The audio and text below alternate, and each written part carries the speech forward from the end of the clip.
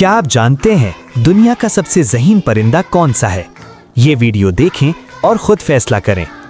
तिनके तिनके को जोड़कर बनाया गया ये घोंसला किसी इंजीनियर के शाहकार से कम नहीं।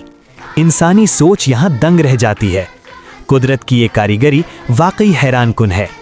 ऐसी वीडियोस से हमें ये सीखने को मिलता है कि हर जानदार में अल्लाह ने ख़ास सलाहियतें रखी हैं जो उसे मुमताज़ बनाती है।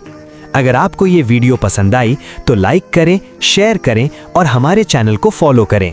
हमें आपकी सपोर्ट